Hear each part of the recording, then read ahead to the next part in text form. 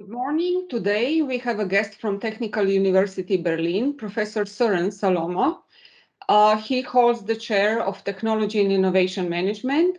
He's a member of Academic Senate of TU Berlin, and he will talk about university embracing innovation, playing theater or having impact. With that, he will share his innovation paths at university in Denmark and Germany, about expectations, objectives, understanding, strategies, and other interesting experiences.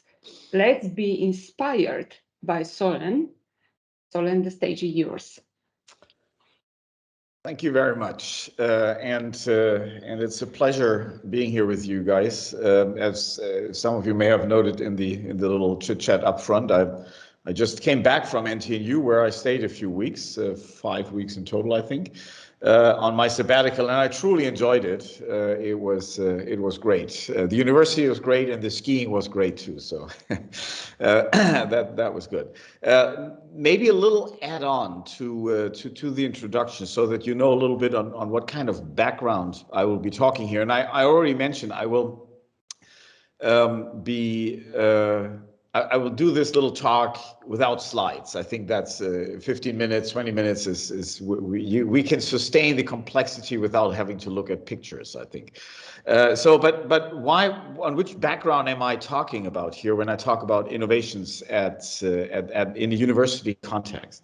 So one thing is, you heard already, I'm a professor in technology and innovation management, which is at the intersection between management research, so business school-like, but actually at the section of that towards the engineering field. And that's also where I teach mostly. My students are all engineering students who want to gain competencies in developing innovation. So obviously from my teaching field, that's an aspect, and then my research deals with the conditions necessary in established organizations to promote innovation. And that obviously somehow overlaps also towards a university as being an established organization, albeit I'm typically talking about companies in this context. I'll come back to that. In addition to that, actually, I'm translated to Berlin a little bit more than 5 years ago. Before that, I was a professor at the Danish Technical University in Copenhagen, Lyngby, and over an extended period of time, I was also part of the management team of the university. And in that context, I was also following the establishment of what DTU calls Skylab, which is their central entrepreneurship hub. I was responsible for, in my group, to establish a novel, larger course on which actually was compulsory for all engineering students to learn about organizations, but in particular innovation in organizations. And we also kickstarted an entrepreneurship master program, which is very similar to the one you've been running at NTNU for many years. So that's already at DTU, and I've continued that here at TU Berlin. I'm involved in setting up our transfer center here. I'm in the leadership team of the Chemical Invention Factory, where I work closely with our chemistry faculty and building setup, and I'm also following our joint effort here at Berlin, where we group our universities and our startup efforts to build a very large startup environment, actually. So I'm involved teaching-wise, I'm involved research-wise, but I'm certainly also involved in terms of establishing the different mechanisms at university level to facilitate innovation. So I wouldn't say that I'm an expert, who can claim that of himself, but I've been involved in many activities, and I would like to share some of the thoughts and reflections based on these different involvements. So let me start with one thing, and that is, and I enjoy that you actually call this your talk on innovation. Very often at university space, we talk about transfer, which is maybe the more traditional terminology, but actually I personally believe that innovation actually covers it much better. So I'm really happy, and you are more advanced than my own university. We still seek to build a transfer center, and I'm trying to push the organization towards calling it an innovation center. Now, why is that? Because and why do I believe that is relevant? Because actually it kind of puts the goal of what we really want to achieve a little bit more centerpiece, but at the same time also makes us reflect about what we actually can do. Now, when we talk about innovation, what is actually an innovation? Because if this is our goal, we want to achieve more innovation, I know we should be pretty clear about what we mean by that. So if you look at literature, you could say innovation is, in its most basic definition, defined as a combination of new means and or new ends which are made available for adoption. So it's a combination of means ends, and that is any service, any products actually is described by a combination of means ends. And means in our context to very often would be translated into technologies. Hence, innovation very often has a technological rooting, and that is of novelty, right? So we do something new. We can do a very incremental novelty, or we can do radical novelty in terms of the means, in terms of the technology. And that needs to be coupled, however, for innovation with some kind of use perspective, right? So there is an ends perspective to that as well. And also that ends perspective can be new. Does not have to be, but can be new. Very often, in fact, it's kind of closely correlated. When we change the underlying means, when we change the technology radically, well, then also the need, the use aspect, obviously very often also undergoes a change, but not all the time. So these two, the new means ends combination, that's very often what people would call innovation. I would call that an invention, actually. An invention, very often an invention can be patented, in particular when there is a technological core. And when you patent it, also you have to claim not only what you have done as novel things in the underlying technology, but you also have to exemplify a use perspective in a patent. Otherwise, you won't gain a patent. So the new means ends combination is part of an invention, actually. Now, there needs to come one more aspect to it for us to be talking about innovation, because otherwise we wouldn't need to have two terms, right? So we have an invention on the one side, and how do we make an invention to an innovation? Well, that's when we make our new means ends combination actually available for adoption in a specific use case. And I think that's the challenging part of innovation, is actually making it available for adoption. It may mean that people don't adopt it. I would call that a not successful innovation or a failure. But if people adopt it, in whatever context that may be, in a process or in as a service or as a product, but there is a moment of adoption, and when individuals, users adopt it, they'll typically have to pay for that adoption, and we can constitute some kind of success with our innovation. So innovation is a new means ends combination which is made available for adoption. And that is already putting a specific tension on the terminology of innovation in the university context. Because we are good at creating novel technology. We are good at creating novel means.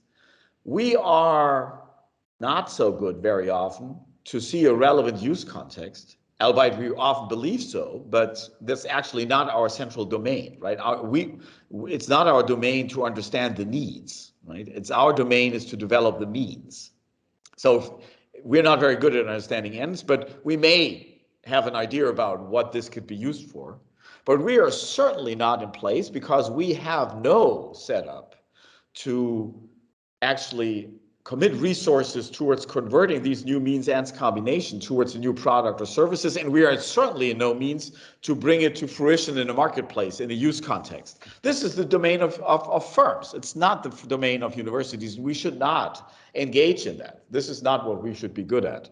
So, however, if innovation becomes our goal, we also need to think about that and what is our role, in particular in the latter. It's not, we know how to create novel knowledge, but to connect that to ends and bring it to fruition and make it available for adoption, This is something we need to think about, but that's where we also enter the boundaries of where we are good at. And this is the tension when we talk about innovation in a university context.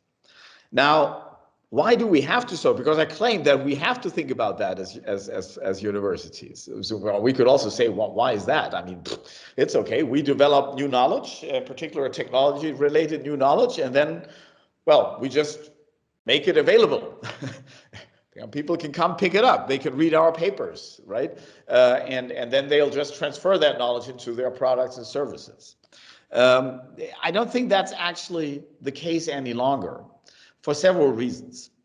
Well, one is we as universities, in particular in Europe, but not only here, have grown quite significantly in size over the recent 50 years. We have taken in a lot of students, but we've grown in size. We are a significant portion of what taxpayers pay, or where part of the taxpayer money goes into the university system. And that obviously, if you become a significant lump of money paid, well, you want to see some results from a taxpayer perspective. We engage more and more complex development. It's what we do gets more and more difficult to be understood from a non-expert outside universities. And if that's the case, well, if I give a lot of money, but I increasingly don't understand what's happening with that money, I come under pressure to show that it's still valid, the amount spent on that activity. I also think that if you look at it, societal priorities maybe see a certain shift also. At least we experienced that here very significantly in Germany, actually just now, is that if people come to understand that we're not having larger incomes on the state level. However, we have significant jumps in what we have to spend on defense. We have a serious pension gap funding. And we have on a nonlinear scale developing health costs. So given a certain sum of money which we have as a society, there is simply less money for research. And if there's that, then if you want to maintain at least the level of money we have, we need to justify that we actually contribute with value. And then finally, we have a problem pressure. I think more and more people realize we have climate change and other planetary boundary related challenges which needs to be solved. And there is a demand for knowledge, but not only knowledge, but knowledge in application so that we actually have solutions which are working. So all this together puts pressure on universities not only to rest and say, okay, guys, we educate all your kids, so be happy about that. And then on the side, we do a lot of research as well. You don't understand what we're doing, and someone else is responsible for using it. I think this is not necessarily a successful model for justifying that we're here. So innovation is relevant also at the university. If that's the case, what can we do? And I think we play at least 4 levels when we talk about innovation at universities. The first thing is understanding and awareness. We need to create that understanding of what innovation is, why it's relevant, and we need to create an awareness that engaging in this activity is actually valuable at the university field. This needs to happen, and I'm strongly convinced of that. If you have a leadership which does not understand that and is not aware of this goal and this objective, well, you can do stuff, but it's not going to have a significant effect. So I think university leadership is actually one of the main kind of focal points for this understanding and awareness. But it obviously goes further there. We'd have academic staff. I separate from academic staff, I separate PhDs because this is kind of in a transition period from being a student to becoming an academic staff. And we have our students. And we may also have our administrative staff, but actually this is a different story, I'd say. So I'd like to focus on leadership all the way to students. And so we need to somehow create this understanding leadership. And from my experience, this is actually not that difficult to be done. There are small interventions we can do which actually create awareness and understanding. And just as an example, at DTU, now like 12 years ago, or even more, 50 years ago, we started out saying, okay, on the first day, we have our all bachelor students come at the same day. On the first day, this is the big kickoff day at the university. We have all students together. And we said, okay, what we want to do is they'll get an introduction. They are shown around campus and they have fun and all that stuff. And then that continues for a whole week. So we said, for this week, what we do, we develop a little video game, a little online game, which is set up that each student on the online game can actually build a little firm, can build a startup. That's the idea. Construct your startup. And then we make this game competitive. So all first day bachelor students actually play against each other. And the idea was that this should follow through the whole week, and they'll start a little competition. We have a leaderboard and see how it is. This was the only purpose of that, was they shouldn't learn anything beyond understanding that going down the road and starting a business could actually be an attractive career option. Because when we asked our students, most of them, when we asked, what do you want to become? They named like the top 5 Danish companies they wanted to work for, which is attractive in itself. But we thought, okay, well, how can we push this idea of starting a business, which is part of this innovation realm, right? And actually it worked.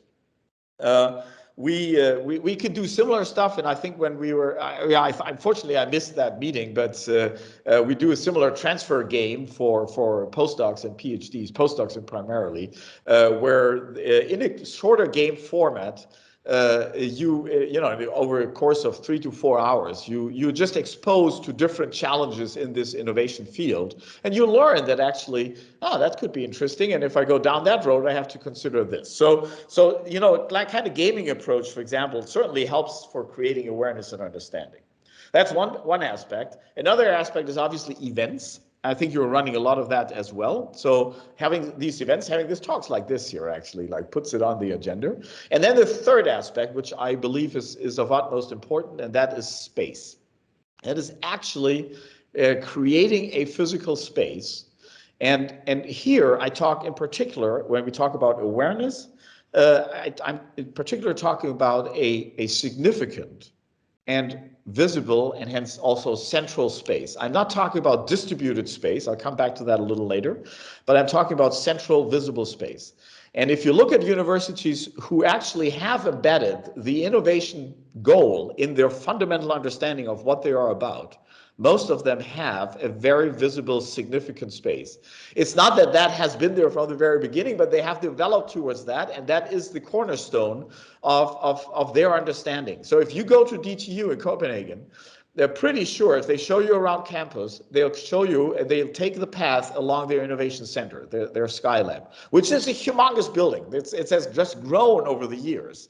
A lot of funding in that, but that's the central meeting point. That's the central kind of visibility of that innovation actually is important to us. It's in the middle of the campus, and it shows and signals here is action going relative to innovation. They also have tons of labs, right? But this is research. In this case, this is signaling the awareness that is important. So understanding awareness as the first element, the first layer. The second layer is what I would call competencies. The competencies we're actually typically pretty good at, in particular when we talk about students. This is one of our main focuses. We need to develop competencies with our students. And the idea is here to say, okay, if innovation is important for us, and I hope I build that story, well, then also we need to build competencies for our students.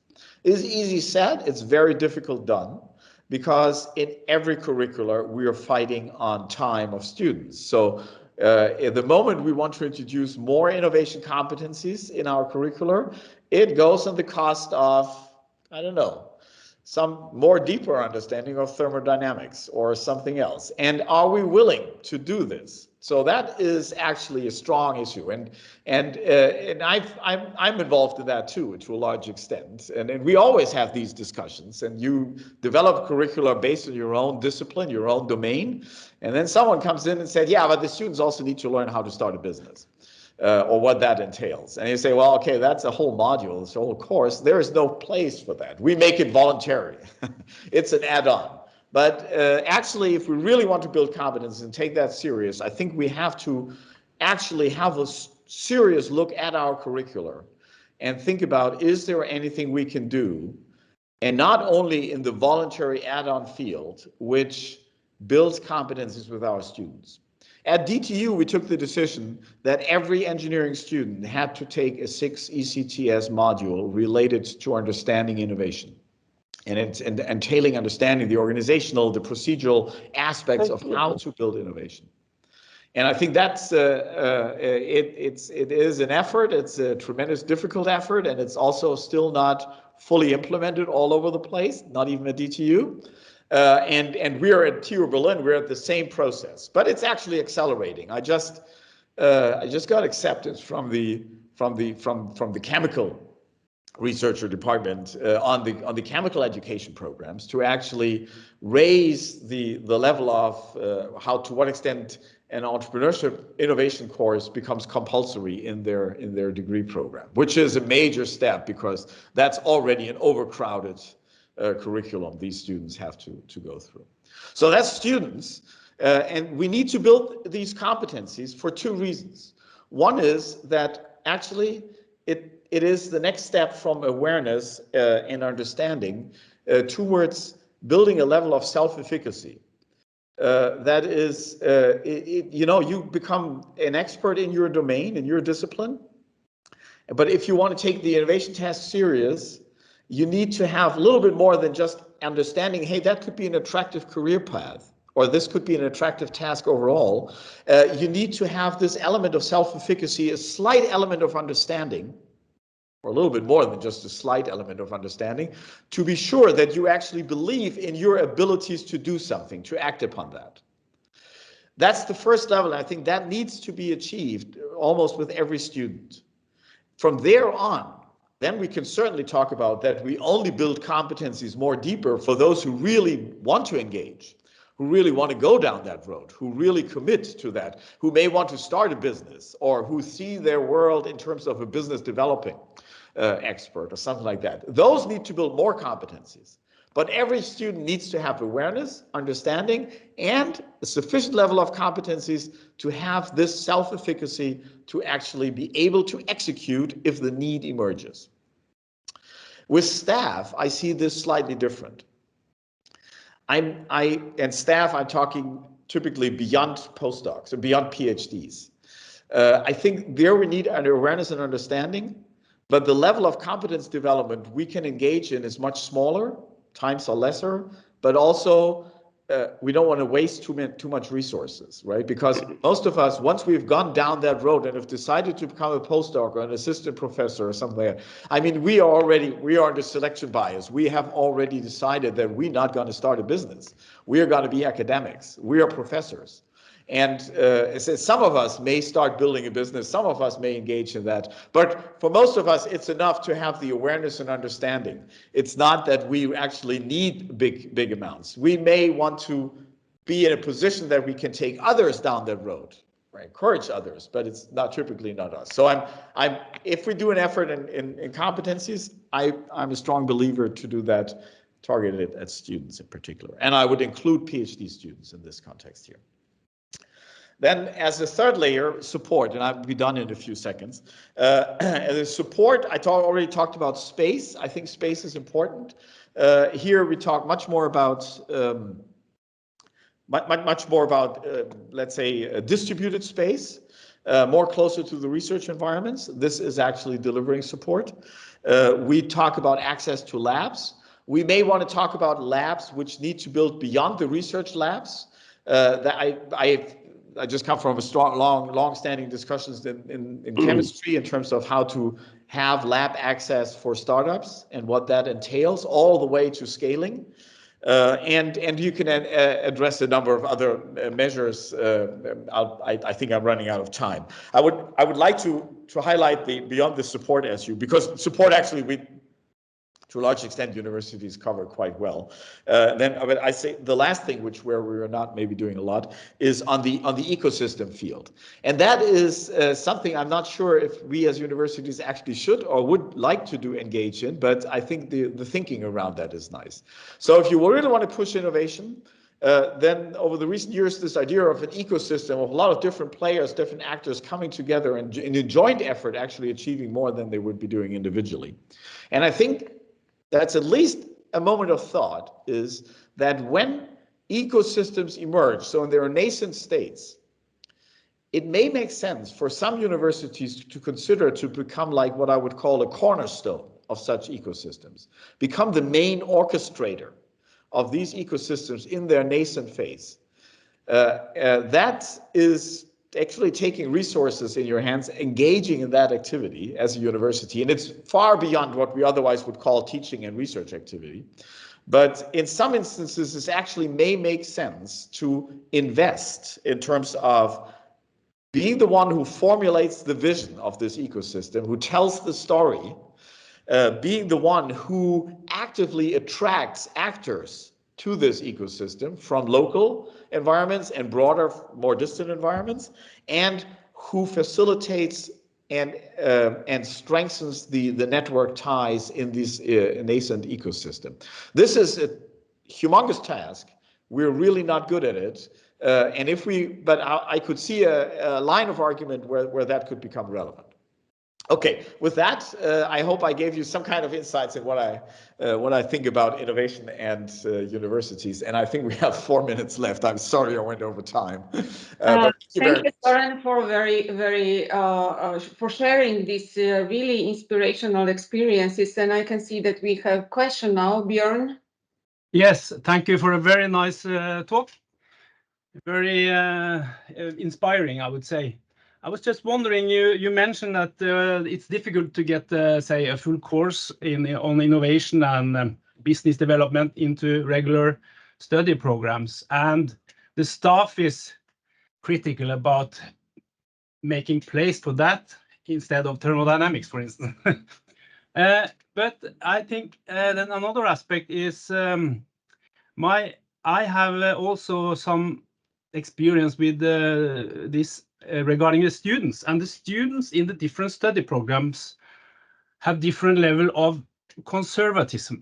Someone would just like to be a master of engineering and go out in the business or a company and do the job.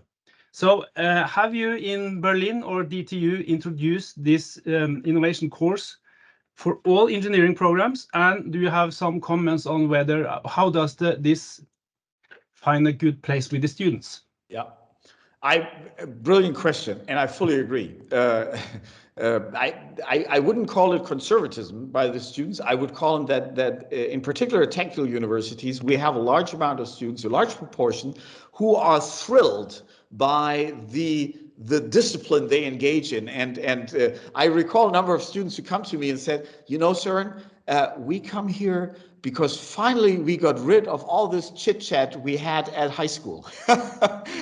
Finally, I can immerse myself fully in mathematical equations and I don't have to think about all this other stuff. And I think that's actually, they are drawn to that. And I think we need to have an understanding for that. So, and that's one of the reasons why we at TU Berlin, for example, have not went down that road to force everyone into such a course. And that's actually also one reason why DTU is still struggling tremendously with the course ratings in this kind of compulsory course. Now, what we do at TU Berlin, and just as an example of chemistry, actually, that is, there was, however, a strong movement under chemistry students to say, guys, what we're doing here in chemistry is chemistry of the last century. We need to enforce green chemistry. There was a strong movement by students to say, we need to go down that road. You know, it cannot be that we rely in chemistry 99% on petrochemical processes. We need to go much more down catalysis and so on. So please do a course on green chemistry. We want to learn about that. And in this course, we started introducing this idea of innovation because the students were open to saying, okay, green chemistry, and their understanding there was, if we want to go down there, they realize it's actually it's difficult. And why is that? And then you start talking about the difficulties, and you venture into this field. Oh, it's an innovation, actually. That's why it's difficult. Yeah. And so we kind of, piggybacked on this movement towards more sustainability, actually, by introducing this innovation. And this works really well.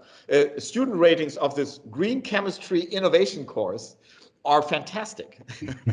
and so, so I think you have to take different paths. And I'm not necessarily convinced about this one size fits it all course, which is compulsory to everyone, because it doesn't recognize the diversity of the needs of the students, right? And the interests, obviously. Thank you very much. Thank you. We have another question from Shalula. Yes, good morning. Thank you for sharing your thoughts. It was very interesting, and I agree in all you say. One thing I'm wondering is, you talked about the competence for the permanent staff and raising the awareness among the permanent staff about innovation. And most of our successful sort of innovations has been based on research-based innovation involving PhDs. And one of the challenges there obviously would be an indifferent or reluctant supervisor. Yeah. And that's one of the sort of barriers that I see internally. So have you seen any mechanisms that either incentivize or can challenge such barriers? Because obviously these have large influences on the motivations for the PhDs. Yeah. So very tricky. And I fully see what you mean. That's why I distinguish between understanding and awareness and building competencies. And my point was a little bit, I don't think we should waste too many resources in building competencies with established faculty. We should build awareness and understanding. That's needed, but not, building competencies is kind of an upfront investment in terms of which you may exploit towards innovation, towards starting a business or something like that, interacting more strongly in terms of innovation with industry. And I think that's good for students and it's good for PhDs. Faculty needs this understanding and awareness. And one thing is, and it is difficult because honestly, I mean, we as professors, we have chosen not to follow that path, right? So we don't necessarily like that. And why should we waste our time on this? Because that's, there are much more interesting stuff. Write the next paper, better. So it is in this tension we need to operate. I think we're not there yet at TU Berlin, although we have an advantage as technical universities because even the most nerdy professor at technical university very often has some industry relationship. And that, compared to many other classical universities, we are in a good position because at least they have been exposed to people who have a slightly different vision that maybe a paper is not enough, right? And so this kind of idea is better embedded. I think when I compare, for example, TU Berlin with DTU, there is a leadership issue. Leadership at TU Berlin, and I'm part of that leadership, to be honest, but I'm not the only one. TU Berlin has not embraced innovation as a central goal. In DTU, it's contrary. The leadership stands up, and it's regardless in what context. It's like a mantra. We do research, we do teaching, and we do innovation.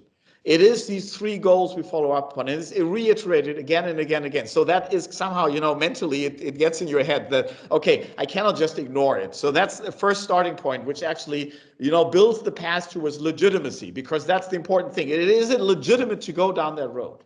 And is it legitimate for some of my PhD students to follow that track? And this needs to be implemented.